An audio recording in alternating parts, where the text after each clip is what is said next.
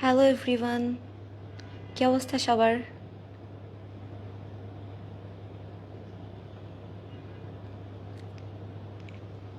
সবাই একটু কমেন্ট করে জানান সবাই কেমন আছেন এবং কোথা থেকে দেখছেন।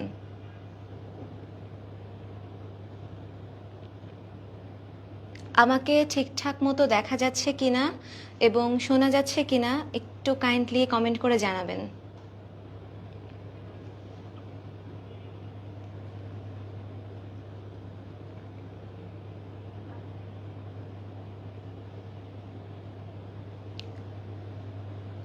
আমার ভয়েস ঠিকঠাক শোনা যাচ্ছে কিনা একটু কমেন্ট করে জানাবেন।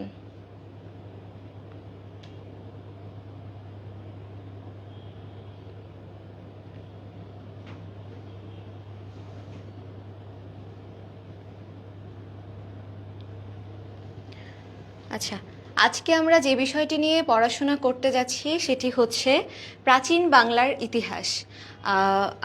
আমি যথাসাধ্য চেষ্টা করেছি স্লাইডের মধ্যে আপনাদের প্রয়োজনীয় যত ইনফরমেশন আছে, মেডিকেল অ্যাডমিশন টেস্টে আছে, সব কিছু ইনক্লুড করার জন্য আপনারা কাইন্ডলি মনোযোগ দিয়ে ক্লাসটি করবেন।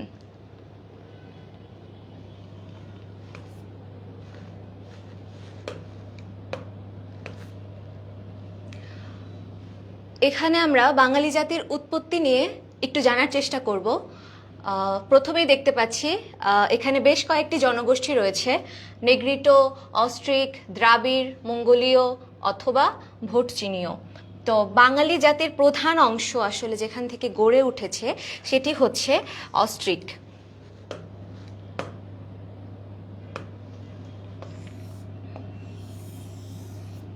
প্রশ্ন আসতে পারে যে বাঙালি জাতির প্রধান অংশ কোথা থেকে গড়ে উঠেছে। তো আপনারা অবশ্যই মনে রাখবেন এটি হচ্ছে অস্ট্রিক জনগোষ্ঠী থেকে এসেছে। অস্ট্রিকের ভাগ রয়েছে দুইটি, অনার্য এবং আর্য, এবং এখান থেকেই বাঙালি জাতির উৎপত্তি।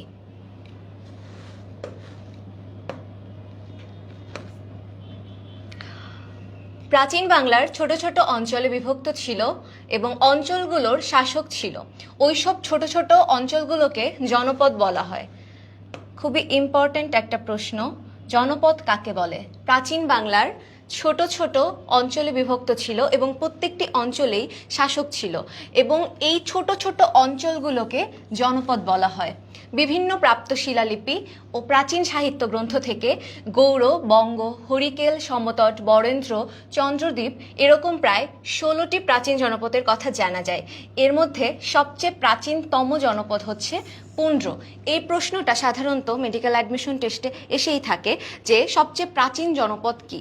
আপনারা অবশ্যই মনে রাখবেন যে সবচেয়ে প্রাচীন জনপদ হচ্ছে পুন্ড্র। আমরা পরবর্তী পেজে যদি যাই,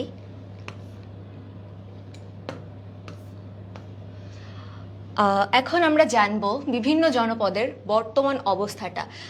আমাদের যে এতগুলো জনপদ রয়েছে, এই জনপদগুলো আসলে কোন কোন অঞ্চলের মধ্যে পড়ে সেগুলো সম্পর্কে আমরা কিছুটা ধারণা নিব।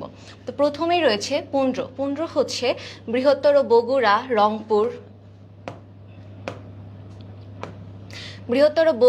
রংপুর, রাজশাহী, দিনাজপুর, ভাগীরথী নদী হতে করতোয়া নদী পর্যন্ত বিস্তৃত। তাহলে পুন্ড্র বৃহত্তর বগুড়া, রংপুর, রাজশাহী, দিনাজপুর, ভাগীরথী নদী হতে করতোয়া পর্যন্ত বিস্তৃত। বঙ্গ যদি জানতে চাই, বঙ্গ হচ্ছে বৃহত্তর ঢাকা, ময়মনসিংহ, ফরিদপুর, কুষ্টিয়া, পটুয়াখালী অঞ্চলে বিভক্ত। এবং গৌড় হচ্ছে চাঁপাইনবাবগঞ্জ, মুর্শিদাবাদ, মালদহ, বীরভূম, বর্ধমান। এখন যদি জানতে চাই সমতট কোথায় অবস্থিত, তাহলে সমতট হচ্ছে বৃহত্তর কুমিল্লা এবং নোয়াখালী জেলা। হরিকেল হচ্ছে সিলেট, চট্টগ্রাম ও পার্বত্য চট্টগ্রাম নিয়ে। বরেন্দ্র হচ্ছে বৃহত্তর রাজশাহী, দিনাজপুর এবং পাবনা নিয়ে। এবং চন্দ্রদ্বীপ হচ্ছে বরিশাল, পিরোজপুর, খুলনা, এবং বাগেরহাট। এখন যদি আমরা একটা প্রশ্নের উত্তর তোমাদের কাছ থেকে জানতে চাই যে প্রাচীন বাংলার সমতট বর্তমানে কোন অঞ্চল নিয়ে গঠিত, অপশন এ ঢাকা ও কুমিল্লা, অপশন বি ময়মনসিংহ ও নেত্রকোনা, অপশন সি ময়মনসিংহ ও নেত্রকোনা, ডি হচ্ছে ময়মনসিংহ ও জামালপুর। তোমরা কাইন্ডলি কমেন্টে জানাবে যে সঠিক উত্তরটি কোনটি।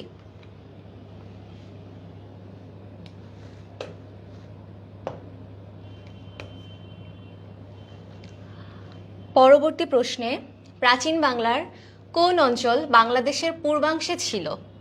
প্রাচীন বাংলার কোন অঞ্চল বাংলাদেশের পূর্বাংশে ছিল? Option A Harikela, option B Samatata, option C Barendra এবং option D Rarh. Kindly comment করে জানাবেন সঠিক উত্তরটি কোনটি।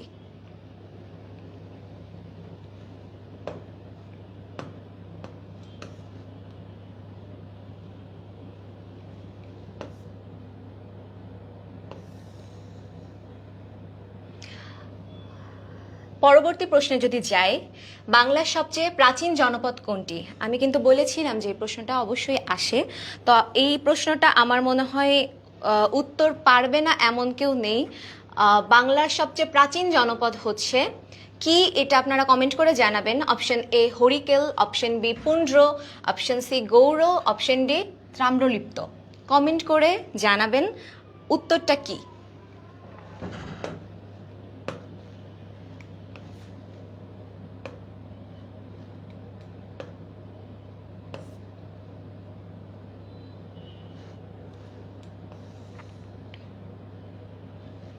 আচ্ছা, আমরা এবার যে বিষয়টি নিয়ে জানবো সেটি হচ্ছে প্রাচীন ভারত, যেটা হচ্ছে 600 খ্রিস্টপূর্ব। 16টি মহাজনপদ রয়েছে, আমরা একটু ছোট্ট করে নামগুলো জেনে নিব। প্রথমেই রয়েছে অবন্তী, অশোক, অঙ্গ, কম্বোজ, কাশী, কুরু, কোশল, গান্ধার বা তক্ষশিলা, চেদি রাজ্য, বজ্জি বা ব্রিজি, বৎস, পাঞ্চাল, মগধ বা রাজগৃহ, মৎস্য, মল্ল, সুরসেন অথবা মথুরা। আমরা জাস্ট একটু মাথায় রাখবো যে 16টি মহাজনপদ কি কি ছিল।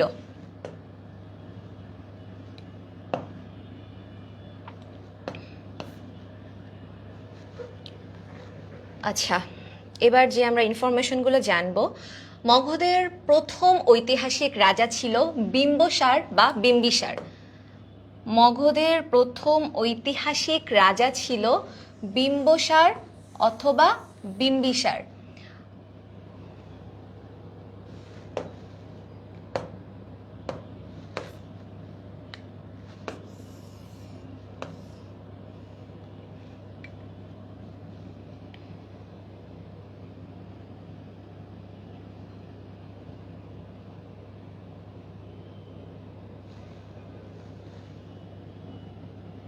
আচ্ছা, আমাকে কি ঠিক মতো শোনা যাচ্ছে? আমি একটু চেক করছি।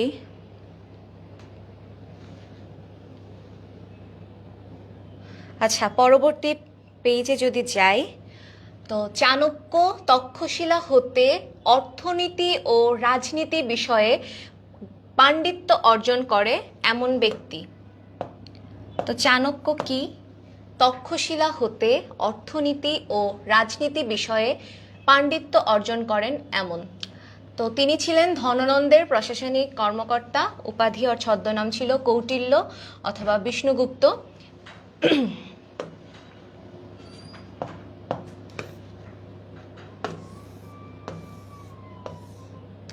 আচ্ছা, এবার আমরা মৌর্য শাসন নিয়ে একটু জানবো। মৌর্য শাসন হচ্ছে 321 থেকে 185 খ্রিস্টপূর্বাব্দ। 321 থেকে 185 খ্রিস্টপূর্বাব্দ ভারত উপমহাদেশের প্রথম সাম্রাজ্য ছিল। ভারত মহাদেশের প্রথম সাম্রাজ্য ছিল হচ্ছে মৌর্য এবং প্রতিষ্ঠাতা ছিল চন্দ্রগুপ্ত মৌর্য। তাহলে মৌর্য শাসনের প্রতিষ্ঠাতা ছিল হচ্ছে চন্দ্রগুপ্ত মৌর্য। এরপরে তার মৃত্যুর পরে আসে হচ্ছে বিন্দুসার এবং সেই বংশের শ্রেষ্ঠ শাসক ছিল সম্রাট অশোক। সেই বংশের শ্রেষ্ঠ শাসক ছিল সম্রাট অশোক। এই প্রশ্নটা কিন্তু ইম্পর্টেন্ট, প্রশ্ন আসে যে শ্রেষ্ঠ শাসক কে ছিল। তো তোমরা অবশ্যই মাথায় রাখবে যে শ্রেষ্ঠ শাসক ছিল হচ্ছে সম্রাট অশোক। এবার যদি আমরা আসি গুপ্ত শাসন নিয়ে, অর্থাৎ গুপ্ত শাসন 320 থেকে 550 খ্রিস্টাব্দ, 320 থেকে 550 খ্রিস্টাব্দ। প্রথম পুরুষ ছিল শ্রীগুপ্ত এবং গুপ্ত বংশের প্রতিষ্ঠাতা ছিল প্রথম চন্দ্রগুপ্ত, প্রথম চন্দ্রগুপ্ত, এবং শেষ শাসক ছিল শেষ চন্দ্রগুপ্ত। তাইলে গুপ্ত বংশের প্রথম শাসক ছিল প্রথম চন্দ্রগুপ্ত। এটা খুবই সহজ, ইজিলি মনে রাখা যায় যে প্রথম মানে অবশ্যই প্রথম যে আসবে সেই, আর শেষ শাসক শেষ চন্দ্রগুপ্ত।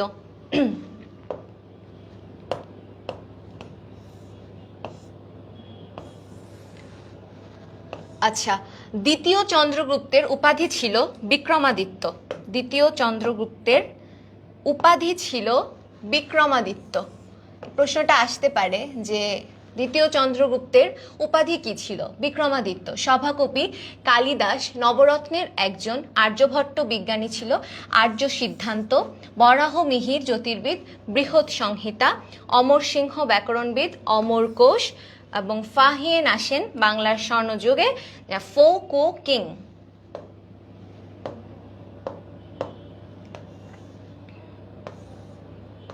এবার যদি আমরা আসি, আমরা এখন জানব গৌড় শাসন নিয়ে। প্রথম ও স্বাধীন সার্বভৌমত্ব রাজা ছিল শশাঙ্ক। তোমরা অবশ্যই শশাঙ্ক রাজার নাম শুনেছ। তিনি ছিলেন প্রথম এবং স্বাধীন সার্বভৌম রাজা, রাজাধিরাজ। তার উপাধি ছিল হচ্ছে রাজাধিরাজ। গৌড় জনপদ গড়ে তোলে। তো তোমাদের যদি প্রশ্ন আসে গৌড় জনপদ কে গড়ে তোলে, তোমরা উত্তর করবে রাজা শশাঙ্ক। বাংলার রাজধানী কর্ণসুবর্ণ।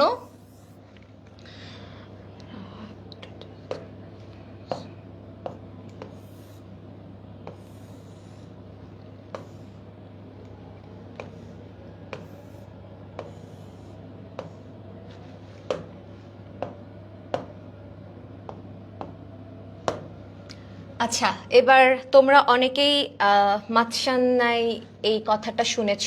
এটা যখন আসে আর কি, সেটা হচ্ছে সপ্তম থেকে অষ্টম শতক পর্যন্ত। 637 খ্রিস্টাব্দ শশাঙ্কের মৃত্যু হয়।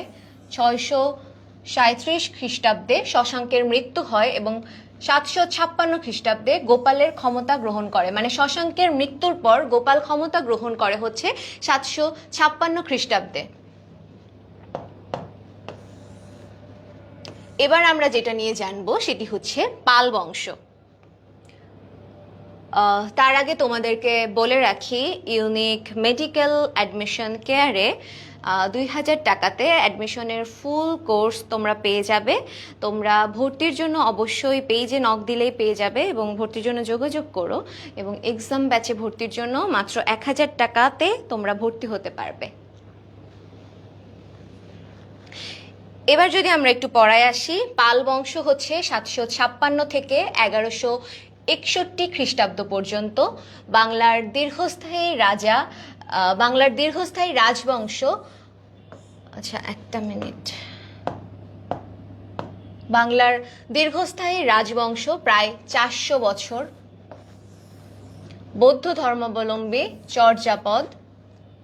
প্রতিষ্ঠাতা হচ্ছে গোপাল। শ্রেষ্ঠ রাজা হচ্ছে ধর্মপাল, পাহাড়পুরের বৌদ্ধবিহার। কর্তব্য বিদ্রোহ হয় হচ্ছে দ্বিতীয় মহিপালের সময়। রামপাল হচ্ছে রামসাগর দিঘি খনন করে এবং রামচরিত হচ্ছে সন্ধ্যাকর নন্দী। রামচরিত হচ্ছে সন্ধ্যাকর নন্দী। রামপাল রামসাগর দিঘি খনন করে। এবার যদি আমরা একটু সেন বংশের দিকে লক্ষ্য করি, তাহলে সেন বংশের প্রতিষ্ঠা যখন হয় 1061 থেকে 1204, এই সময়টাকে আসলে সেন বংশ বলে ধরা হয়। আদিপুরুষ ছিল সামন্ত সেন পুত্র, প্রতিষ্ঠাতা ছিল হেমন্ত সেন। যদি তোমাদের প্রশ্ন আসে যে সেন বংশের প্রতিষ্ঠাতা কে, তোমরা উত্তর করবে হেমন্ত সেন। শ্রেষ্ঠ ছিল হচ্ছে বিজয় সেন। এবং কৌলিন্য প্রথার প্রবর্তক, তোমাদের যদি প্রশ্ন আসে কৌলিন্য প্রথার প্রবর্তক কে, তাহলে তোমরা উত্তর করবে বল্লাল সেন।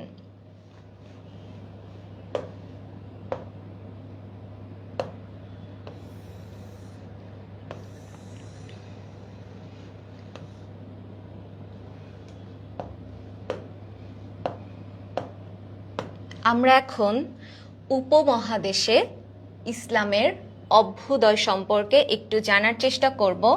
তার আগে তোমরা আমাকে একটু জানাও যে তোমরা আমাকে ঠিকমতো শুনতে পাচ্ছ কিনা, নেটওয়ার্কে কোনো সমস্যা হচ্ছে কিনা, আমাকে ক্লিয়ারলি দেখা যাচ্ছে কিনা, একটু কমেন্ট করে জানাবে।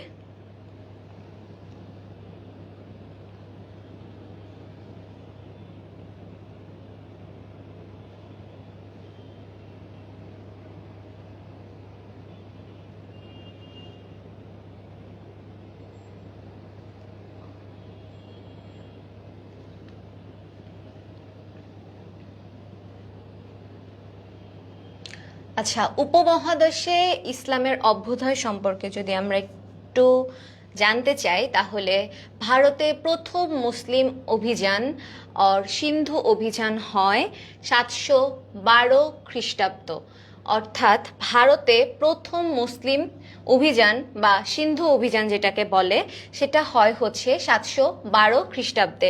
তো প্রশ্ন আসতে পারে যে ভারতে প্রথম মুসলিম অভিযান হয় কত খ্রিস্টাব্দে, বা তোমাদের এইভাবেও প্রশ্ন আসতে পারে যে সিন্ধু অভিযান হয় কত খ্রিস্টাব্দে। তাই তোমাদের দুইটা ইনফরমেশনই মনে রাখতে হবে যে এইটার বিকল্প এইটা আসতে পারে, হয় মুসলিম অভিযান আসবে আর সিন্ধু অভিযান আসবে, যেটা হয় হচ্ছে 712 খ্রিস্টাব্দে। আচ্ছা, যুদ্ধ হয় মুহাম্মদ বিন কাসিম, রাজা দাহির এবং গজনির সুলতান মাহমুদ 17 বার ভারতবর্ষ আক্রমণ করে। প্রশ্ন যদি আসে যে সুলতান মাহমুদ কতবার ভারতবর্ষ আক্রমণ করে, তোমরা আনসার করবে 17 বার আক্রমণ করে। এটা খুবই ইম্পর্ট্যান্ট একটা ইনফরমেশন। উপমহাদেশে ইসলামের অভ্যুদয় সম্পর্কে যদি প্রশ্ন আসে, প্রশ্নটা তোমরা একটু মাথায় রাখতে পারো। এরপরে গজনির ঘুর সাম্রাজ্যের প্রতিষ্ঠাতা ভারতবর্ষ দখলের উদ্দেশ্যে দুটি যুদ্ধ করে। তো যখন ভারতবর্ষ দখলের উদ্দেশ্যে তারা যুদ্ধ করে দুইটা, এই যুদ্ধকে বলে হচ্ছে তরাইনের যুদ্ধ। কি বলে? তরাইনের যুদ্ধ। তো বলতে পারে যে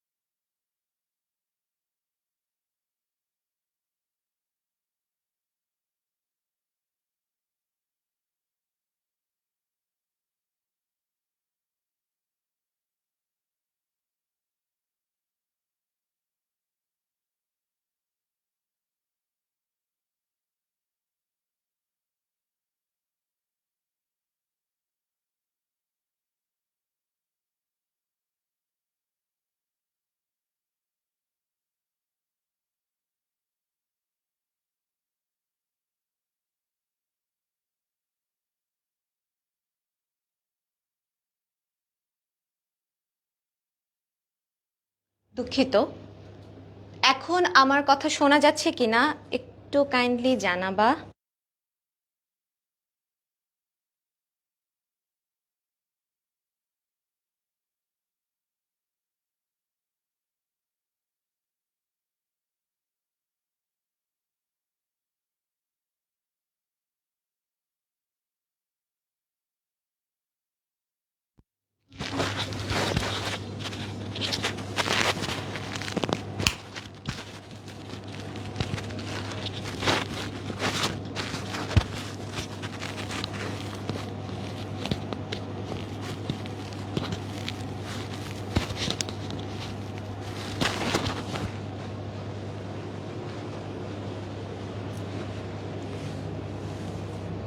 এখন শোনা যাচ্ছে কিনা একটু জানাবে।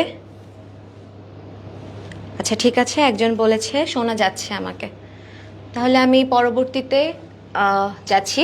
তো প্রথমে বললাম যে গজনির ঘুর সাম্রাজ্যের প্রতিষ্ঠাতা ভারতবর্ষ দখলের উদ্দেশ্যে দুইটি যুদ্ধ করে এবং এই যুদ্ধটাকে যে নামকরণ করা হয় সেটি হচ্ছে তরাইনের যুদ্ধ।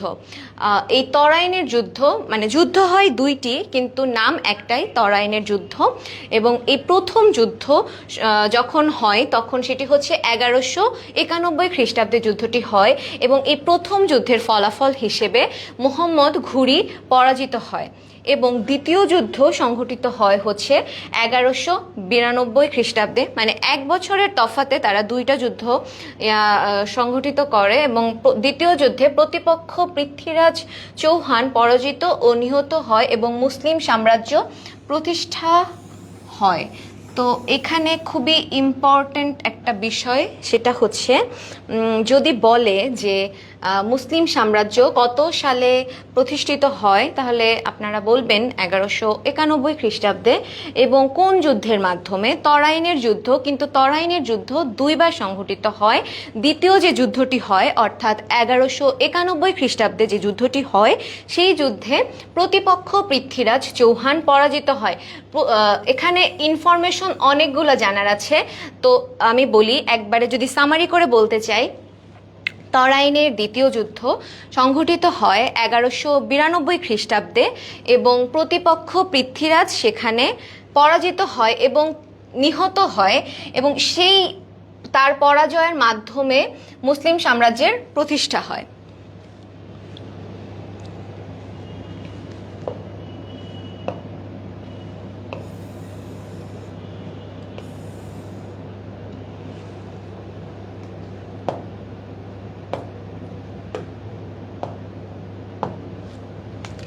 আচ্ছা, এখন আমরা জানব দিল্লি সালতানাত অর্থাৎ প্রতিষ্ঠাতা হচ্ছে কুতুবউদ্দিন আইবেক। মুহাম্মদ ঘুরির কৃতদাস, উপাধি ছিল লাখ বাক্স। দিল্লির কুতুব মিনার স্থাপন করে, তাইলে ওনার নামের সাথে কিন্তু এটা মিল আসছে যে প্রতিষ্ঠাতা হচ্ছে কুতুবউদ্দিন আইবেক এবং তিনি হচ্ছে দিল্লির কুতুব মিনার স্থাপন করে। যদি তোমাদের কাছে প্রশ্ন আসে যে দিল্লির কুতুব মিনার স্থাপন করে কে, তার নামের সাথে মিলিয়ে তোমরা বলে দিতে পারবে যে কুতুবউদ্দিন আইবেক। আচ্ছা, এরপরে এখানে একটা ইনফরমেশন আছে, কুতুবউদ্দিন আইবেকের সেনাপতি ইখতিয়ার উদ্দিন মোহাম্মদ বিন বখতিয়ার খলজি রাজা লক্ষণ সেনকে পরাজিত করেন। তাহলে কুতুবউদ্দিন আইবেকের যে সেনাপতি ছিল সে ইখতিয়ার উদ্দিন মোহাম্মদ বিন বখতিয়ার খলজি, মানে কুতুবউদ্দিনের সেনাপতি যে ছিল ইখতিয়ার উদ্দিন মোহাম্মদ বিন বখতিয়ার খলজি, তিনি হচ্ছে রাজা লক্ষণ সেনকে পরাজিত করে।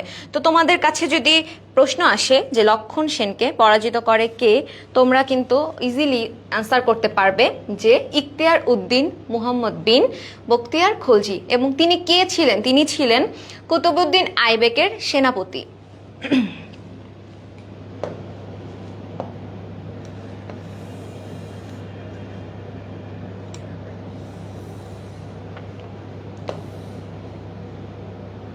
আচ্ছা, এখানে আরো কিছু ইনফরমেশন আছে, আমি যদি একটু তোমাদেরকে জানানোর জ্ঞাতার্থে বলতে চাই। এখানে বলেছে কুতুবউদ্দিন আইবেকের জামাতা সুলতান শামসুদ্দিন ইলতুৎমিশ। তাইলে কুতুবউদ্দিন আইবেকের যে জামাতা ছিল তিনি ছিলেন সুলতান শামসুদ্দিন ইলতুৎমিশ এবং উপাধি ছিল সুলতানি আজম। উপাধি ছিল সুলতানি আজম। সুলতান শামসুদ্দিন ইলতুৎমিশের উপাধি কি ছিল, প্রশ্নটা আসলে তোমরা আনসার করতে পারবে। উপাধি ছিল সুলতানি আজম। দিল্লি সালতানাতের প্রকৃত প্রতিষ্ঠাতা ছিলেন উনি, দিল্লি সালতানাতের প্রকৃত প্রতিষ্ঠাতা ছিলেন। এবং মুদ্রা ব্যবস্থা চালু করেন কে, যদি প্রশ্ন আসে যে মুদ্রা ব্যবস্থা কে চালু করে, তাহলে আপনারা উত্তর করবেন সুলতান শামসুদ্দিন ইলতুৎমিশ, এবং যার উপাধি ছিল সুলতানি আজম। বন্দেগান-ই চেহেলগানের প্রতিষ্ঠাতা, তিনি কিন্তু অনেক কিছুই প্রতিষ্ঠা করেছেন, যেমন মুদ্রা ব্যবস্থা চালু করেছেন। বন্দেগান-ই চেহেলগান এর প্রতিষ্ঠা করেছেন। এই প্রশ্নটা আসতে পারে যে মুদ্রা ব্যবস্থা কে চালু করেছে, অথবা বন্দেগান-ই চেহেলগানের প্রতিষ্ঠাতা কে। উত্তর একটাই, উত্তর হচ্ছে সুলতান শামসুদ্দিন ইলতুৎমিশ। এবং ইলতুৎমিশের কন্যা, যে ওনার যে মেয়ে ছিল, সে ছিল সুলতানা রাজিয়া। এই সুলতানা রাজিয়ার নাম আপনারা অনেকেই হয়তো শুনেছেন, সোনারই কথা। এই সুলতানা রাজিয়া ছিল দিল্লি সিংহাসনে অধিষ্ঠিত প্রথম নারী। তাইলে সুলতানা রাজিয়া কে ছিল? দিল্লি সিংহাসনে অধিষ্ঠিত প্রথম নারী। প্রশ্ন আসতে পারে দিল্লি সিংহাসনে অধিষ্ঠিত প্রথম নারী কে ছিল, অথবা কার কন্যা ছিল? ইলতুৎমিশের কন্যা সুলতানা রাজিয়া।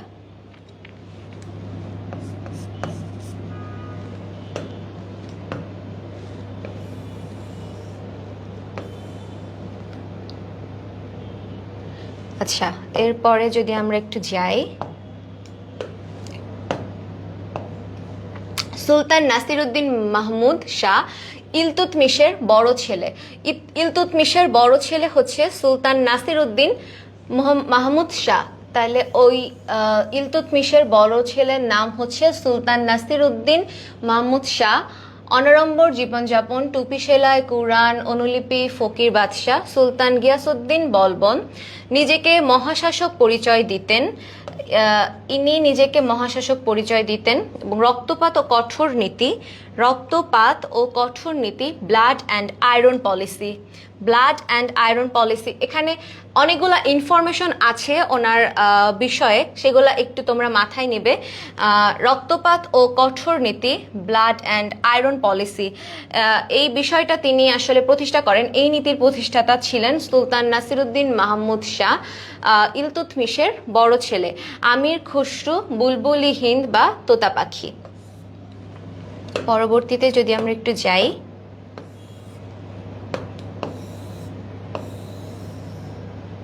আচ্ছা একটা মিনিট একটু অপেক্ষা।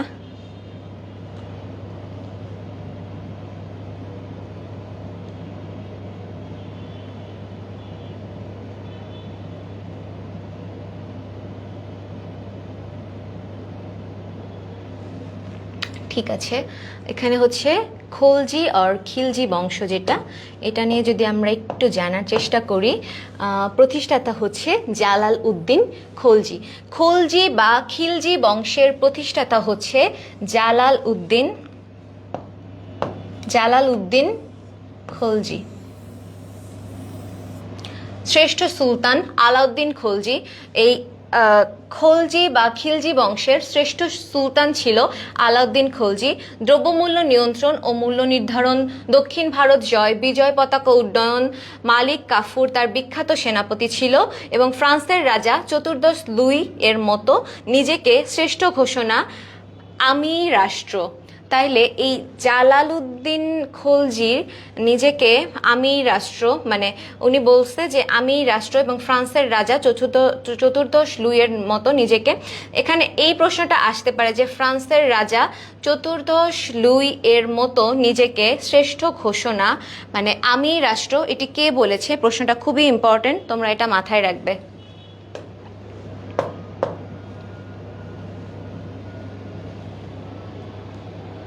আমার কথা কি ক্লিয়ার শোনা যাচ্ছে?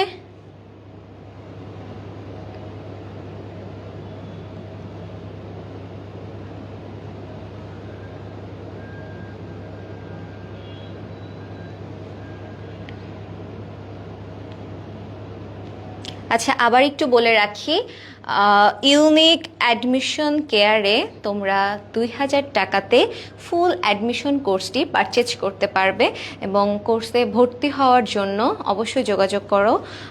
পেজে মেসেজ দিলে আমাদের যারা মডারেটর রয়েছে তোমাদের সাথে কন্ট্যাক্ট করবে এবং আমাদের এক্সাম ব্যাচ মাত্র 1000 টাকাতে তোমরা পারচেজ করতে পারবে।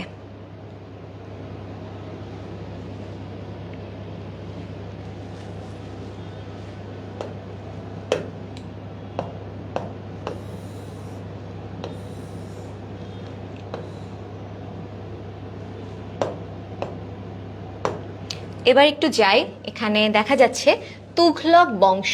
এই তুঘলক বংশের শ্রেষ্ঠ শাসক ছিল মুহাম্মদ বিন তুঘলক।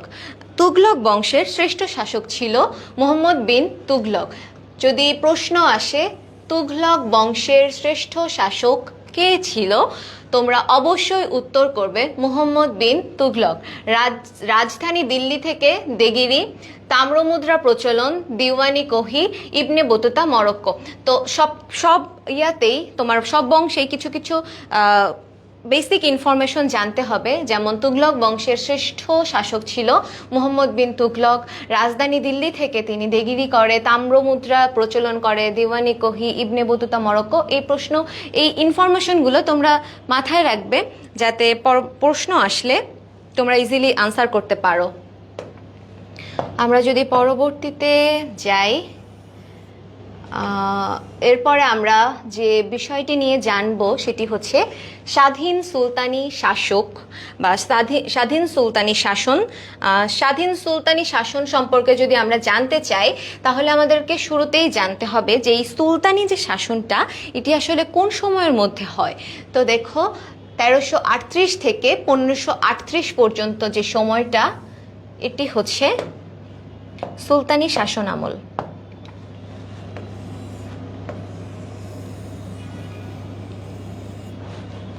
1204 থেকে 1338 পর্যন্ত দিল্লির অধীনে ছিল।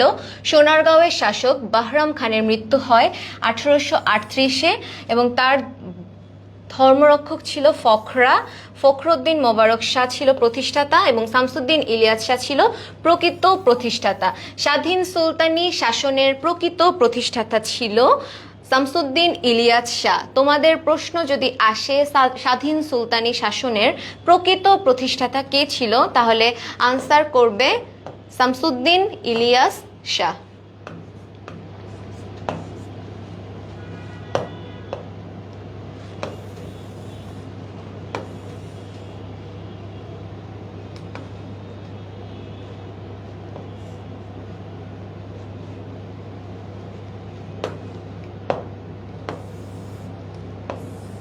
আচ্ছা, এর পরবর্তীতে আমরা যে বংশ সম্পর্কে জানব সেটি হচ্ছে হুসেন শাহী বংশ। কি সম্পর্কে জানব? হুসেন শাহী বংশ। তো হুসেন শাহী বংশের প্রতিষ্ঠাতা ছিল সৈয়দ হুসেন। হুসেন শাহী বংশের প্রতিষ্ঠাতা ছিল সৈয়দ হুসেন। যদি তোমাদের প্রশ্ন আসে যে হুসেন শাহী বংশের প্রতিষ্ঠাতাকে, তোমাদের আসলে এটি নিয়ে অত ভাবার বিষয় না, তাই এখানে নামই উল্লেখ থাকবে যে হুসেন, সৈয়দ হুসেন। তো তোমরা দেখলেই একবারেই বুঝে যাবে যে এই ব্যক্তি হয়তো হুসেন শাহী বংশের প্রতিষ্ঠাতা। এবং হুসেন শাহী বংশের শ্রেষ্ঠ শাসক ছিল আলাউদ্দিন হুসেন শাহ। শ্রেষ্ঠ শাসক ছিল আলাউদ্দিন হুসেন শাহ। আলাউদ্দিন হুসেন শাহ। প্রতিষ্ঠাতা ছিল সৈয়দ হুসেন এবং শ্রেষ্ঠ শাসক ছিল আলাউদ্দিন হুসেন শাহ। বাংলায় মুসলমান শাসনের স্বর্ণযুগ এই সময়, হুসেন শাহী বংশকে বলা হয় হচ্ছে এই বংশের সময়কালে বাংলার মুসলমান শাসনের স্বর্ণযুগ বলা হয়। তাহলে প্রশ্ন যদি আসে বাংলায় মুসলমান শাসনের স্বর্ণযুগ কোন যুগে হয়, তোমরা অবশ্যই উত্তর করবে হুসেন শাহী বংশ। হিন্দুদের প্রতি উদারতা নৃপতি তিলক উপাধি দেন কবি বিজয়গুপ্ত।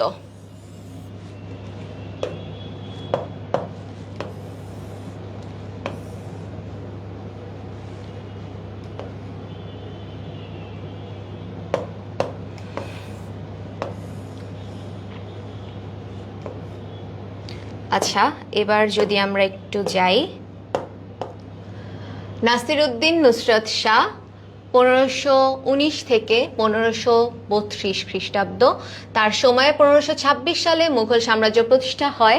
মুঘল সাম্রাজ্য কার আমলে প্রতিষ্ঠা হয় যদি প্রশ্ন আসে, তোমরা আনসার করবে নাসিরউদ্দিন নুসরত শাহ।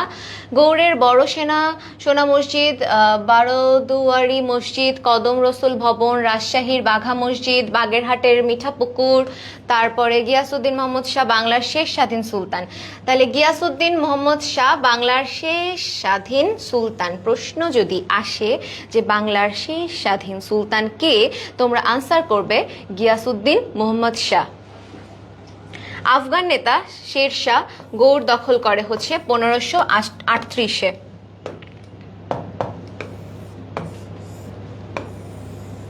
এবার যদি আমরা একটু আফগান শাসন নিয়ে জানতে চাই, তো আফগান শাসনে হুমায়ুন শেরশাহকে আক্রমণ করে গৌড় পর্যন্ত চলে আসেন।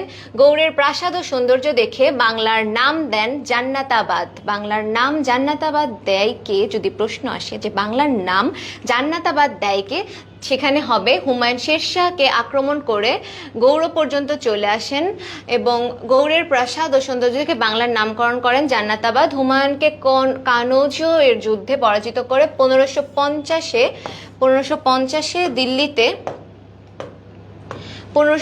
দিল্লিতে আফগান শাসন চালু করে। 1550 সালে তিনি দিল্লিতে আফগান শাসন চালু করে হুমায়ুনকে কানৌজ এর যুদ্ধে পরাজিত করে গ্র্যান্ড ট্রাঙ্ক রোড নির্মাণ করে, উপমহাদেশে ডাক ব্যবস্থা চালু করে এবং 1576 সালে রাজমহল যুদ্ধ হয় আকবরের সাথে দাউদ করবানির এবং বাংলায় মুঘল শাসনের প্রতিষ্ঠিত হয়। মানে বাংলায় মুঘল শাসনের প্রতিষ্ঠা হয় হচ্ছে এই আকবর এবং দাউদ করবানির যুদ্ধের মাধ্যমে। এখন যদি আমরা পরবর্তীতে একটু যাই, আমরা জানবো বারো ভূঁইয়া সম্পর্কে। তোমরা অবশ্যই বারো ভূঁইয়ার নাম শুনেছ এবং নেতা ছিল ঈশা খাঁ। মৃত্যু হয় 1599 এবং পরবর্তীতে তার পুত্র মুসা খান আসে। তাহলে বারো ভূঁইয়ার নেতা ছিল হচ্ছে ঈশা খান। তিনি মৃত্যুবরণ করে 1599-তে এবং তার পরবর্তীতে আসে হচ্ছে তারই পুত্র মুসা খান। রাজধানী ছিল তখন সোনারগাঁও এবং মুসা খান জাহাঙ্গীরের বশ্যতা স্বীকার করে 1610 সালে সুবেদারি ইসলাম খান। এবার আমরা যেহেতু মুঘল শাসন প্রতিষ্ঠিত হয়েই গিয়েছে, আমরা এবার একটু মুঘল শাসন সম্পর্কে জেনে আসি। মুঘল শাসন হচ্ছে 1526 থেকে 1857 পর্যন্ত। আমরা এই জিনিসটা মনে রাখতে পারি একটা ছন্দের মাধ্যমে। আমি আশা করি এই ছন্দটা তোমরা সবাই ছোটবেলা থেকেই শুনে আসছো। বাবার হইল আবার জ্বর, সারিল ঔষধে। তো এটার মাধ্যমে আমরা জানতে পারি বাবার হচ্ছে বাবর, হইলতে হচ্ছে হুমায়ুন, আবার হচ্ছে আকবর, জ্বর হচ্ছে জাহাঙ্গীর, সারিল হচ্ছে শাহজাহান এবং ঔষধে হচ্ছে আওরঙ্গজেব। এখন বাবার হইল আবার জ্বর, সারিল ঔষধে। বাবার থেকে আমরা জানবো বাবর, হইলতে হুমায়ুন, আবারে আকবর, জ্বরে জাহাঙ্গীর, সারিলতে শাহজাহান এবং ঔষধে আওরঙ্গজেব। এরা কারা? এরা আসলে একের পর এক শাসন করেছে মুঘল সাম্রাজ্যে। জহিরুদ্দিন মোহাম্মদ বাবর সম্পর্কে যদি আমরা একটু জানি, তার জীবনের যে সময়টা 1526 থেকে 1530, এই সময় থেকে এইটুকু সময় তিনি শাসন করেছে। পিতার দিক থেকে তৈমুর লং ও মাতার দিক থেকে চেঙ্গিস খানের বংশধর। তিনি পিতার দিক থেকে ছিল তৈমুর লং এবং মাতার দিক থেকে ছিল চেঙ্গিস খানের বংশধর। বাবর শব্দের অর্থ হচ্ছে ফার্সি বাঘ, তুর্কি সিংহ। ঐতিহাসিক বাবরি মসজিদের প্রতিষ্ঠাতা। তো তোমাদের প্রশ্ন যদি আসে যে বাবরি মসজিদের প্রতিষ্ঠাতা কে, তোমরা কি কোনো কনফিউশনে পড়বে নাকি এমনি অ্যান্সার করে ফেলতে পারবে যে বাবরি মসজিদ মানেই বাবর প্রতিষ্ঠা করেছে? এটা তো আলাদাভাবে কিছু বলার নাই। এবং আত্মজীবনী তার তুজুক ই বাবরি, অর্থাৎ বাবর নামা। পরবর্তীতে আমরা যদি যাই, নাসিরউদ্দিন হুমায়ুন সম্পর্কে যদি একটু জানি, তিনি হচ্ছে বাংলার নাম দেন জান্নাতাবাদ। ওই আগের স্লাইডে আমরা পড়ে আসছিলাম না যে জান্নাতাবাদ নাম দেন, তাহলে নাসিরউদ্দিন মোহাম্মদ হুমায়ুন নাসিরউদ্দিন মোহাম্মদ হুমায়ুন, সরি হলুদ কালারের মধ্যে আবার হলুদ কালার চলে আসছে। বাংলার নাম দেন হচ্ছে জান্নাতাবাদ। বাংলার নাম জান্নাতাবাদ দেয় কে? বাংলার নাম জান্নাতাবাদ দেয় হচ্ছে নাসিরউদ্দিন মোহাম্মদ হুমায়ুন। এই দিল্লির দিন পানা ভবন নির্মাণ এবং এই ভবনের পাঠাগারের সিঁড়ি হতে পড়ে গিয়ে তিনি মৃত্যুবরণ করেন। এখন যদি প্রশ্ন আসে যে নাসিরউদ্দিন মোহাম্মদ হুমায়ুন কিভাবে মৃত্যুবরণ করেন, তিনি মৃত্যুবরণ করে পাঠাগারের সিঁড়ি হতে পড়ে গিয়ে তিনি মৃত্যুবরণ করে। এখন আমরা যদি পরবর্তীতে যাই, আচ্ছা এবার আমরা জানবো হচ্ছে জাহাঙ্গীর সম্পর্কে। জাহাঙ্গীর শাসন করে 1505 থেকে 1605 থেকে 1627। তার আত্মজীবনী তুজো কি জাহাঙ্গীরি, জাহাঙ্গীরের আত্মজীবনী তুজো কি জাহাঙ্গীরি।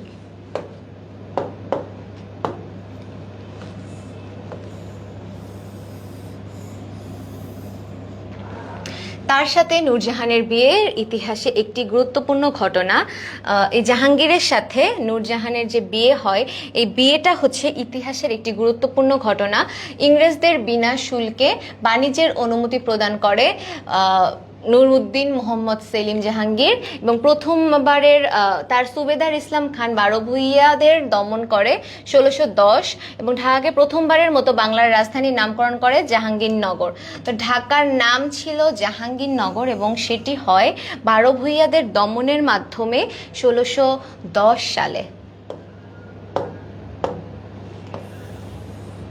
শাহাবুদ্দিন মোহাম্মদ শাহজাহান ওরফে খুররম 1628 থেকে 1658 পর্যন্ত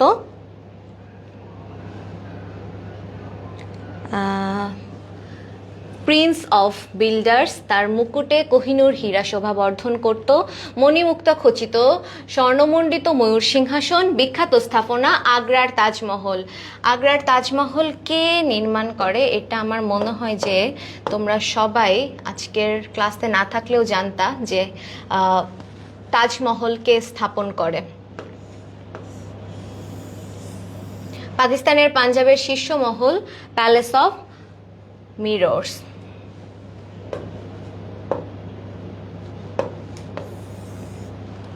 আচ্ছা, আওরঙ্গজেবের শাসনামল ছিল হচ্ছে 1658 থেকে 1707 এবং নাম ছিল আলমগীর বাদশাহ গাজী। দিনে ইলাহি রহিতকরণ, ফতোয়া ই আলমগীরি নামক শরিয়া আইন ও ইসলামী অর্থনীতি চালু করেন তিনি, এবং মারাঠাদের উত্থান রোধে দক্ষিণাপাত নীতি গ্রহণ।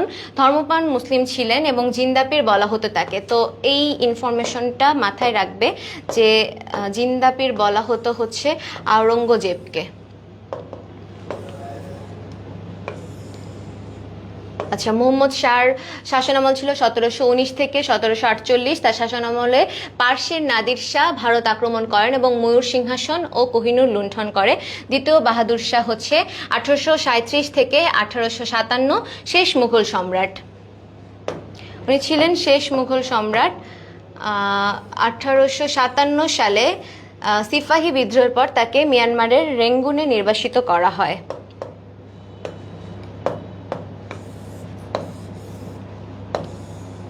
এখন ওই মুঘল সম্রাটদের সুবেদার যারা, মানে মুঘল সম্রাট বাংলা সুবেদার, এদের উল্লেখযোগ্য কর্ম সম্পর্কে যদি আমরা এক ঝলকে একটু দেখতে চাই, আকবরের হচ্ছে মানসিংহ বারভূঁইয়াদের সাথে যুদ্ধে ব্যর্থ হয়। একটা মিনিট, কলমটা সিলেক্ট করি। জাহাঙ্গীর হচ্ছে ইসলাম খান বারভূঁইয়াদের দমন ও বাংলার সুবেদারি শাসন প্রতিষ্ঠা, ঢাকাকে রাজধানীকরণ করে 1610 সালে ও নামকরণ করে জাহাঙ্গীরনগর। ধোলাই খাল খনন করেন, নৌকা বাইচ প্রচলন করেন। শাহজাহান হচ্ছে শাহ সুজা ইংরেজদের হুগলিতে বিনা শুল্কে বাণিজ্যের অনুমতি দেন এবং ঢাকার চকবাজারে বড় কাটরা এবং চুরিহাট্টা মসজিদ নির্মাণ করে। আওরঙ্গজেব মীর জুমলা ঢাকা গেট নির্মাণ করেন। এই প্রশ্নটা আসে যে ঢাকা গেট কে নির্মাণ করে? এটা হচ্ছে মীর জুমলা। আসাম যুদ্ধ করেন এবং ব্যবহৃত কামানটি বর্তমানে ওসমানী উদ্যানে সংরক্ষিত আছে। তিনি যে কামান দিয়ে যুদ্ধ করেছিল সেই কামানটি এখনো ওসমানী উদ্যানে সংরক্ষিত আছে। এবং শায়েস্তা খান চট্টগ্রাম ও সন্দ্বীপ দখল করেন। চট্টগ্রামের নামকরণ করে ইসলামাবাদ এবং ঢাকার চকবাজারে ছোট কাটরা হোসানি দালাল লালবাগ কেল্লা চক মসজিদ সাত গম্বুজ মসজিদ নির্মাণ করে। বাংলার নবাবী শাসন সম্পর্কে যদি একটু জানি, বাংলার নবাবী শাসন নবাব মুর্শিদ কুলি খান 1700 থেকে 1727 বাংলা সুবা স্বাধীন করেন। বাংলার প্রথম স্বাধীন নবাব বাংলার রাজধানী মুর্শিদাবাদে স্থানান্তর করে। নবাব সুজাউদ্দিন খান হচ্ছে 1727 থেকে 1739 পর্যন্ত মুর্শিদকুলির জামাতা। নবাব আলীবর্দী খান হচ্ছে 1740 থেকে 1756 পর্যন্ত বর্গীদের মারাঠা দেশছাড়া করেন এবং নিজের পুত্র ছিল না, কনিষ্ঠ কন্যা আমেনা বেগমের পুত্র সিরাজকে উত্তরাধিকার প্রদান করে।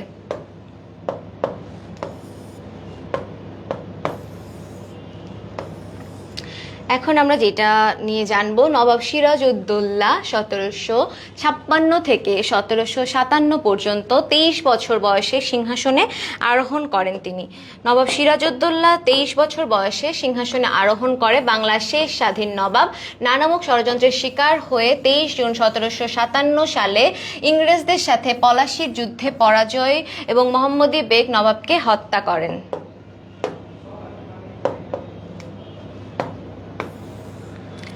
মীর কাসিম নবাবের প্রধান সেনাপতি মীর জাফরের জামাতা 1764 সালে বক্সারের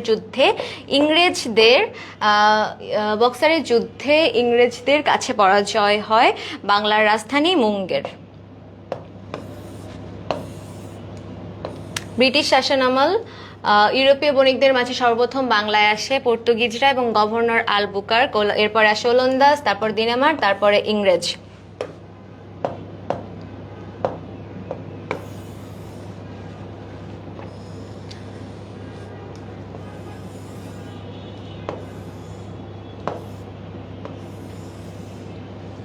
বাংলার গভর্নর জেনারেল 1774 থেকে 1833 প্রথম হচ্ছে ওয়ারেন হেস্টিংস, 1774 থেকে 1785 মধ্যবর্তী লর্ড কর্নওয়ালিস এবং লর্ড কর্নওয়ালিসের পরবর্তীতে হচ্ছে লর্ড ওয়েলেসলি এবং শেষ হচ্ছে লর্ড উইলিয়াম বেন্টিং, যিনি হচ্ছে 1828 থেকে 1833 পর্যন্ত শাসন করেছে।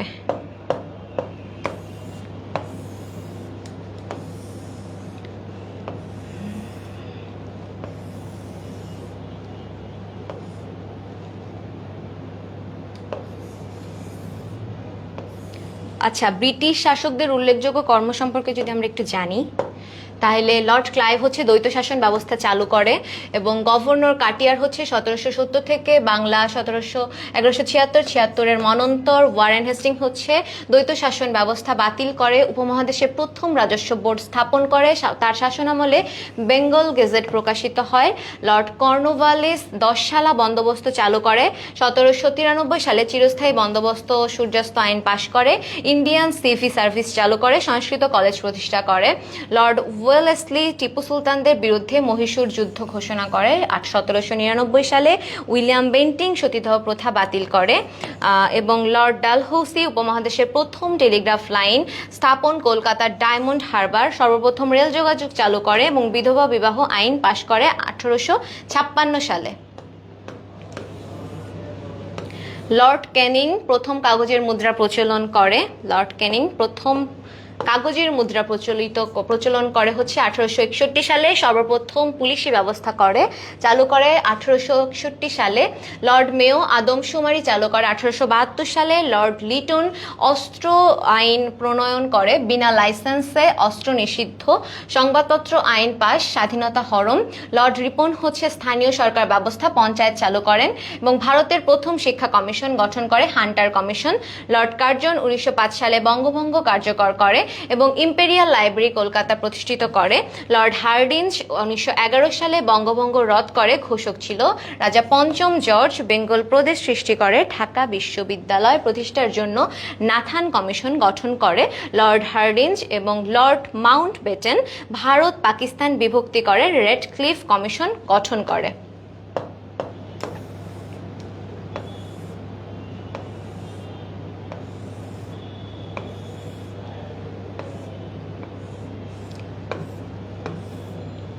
তো আজকে তোমরা অনেক কিছু সম্পর্কেই জানতে পেরেছো। সব ইনফরমেশন তোমাদের মাথায় না থাকলেও যেগুলা ইম্পর্টেন্ট বলেছি ক্লাসের মাঝে মাঝে ইনফরমেশনগুলো অবশ্যই মাথায় রাখার চেষ্টা করবে।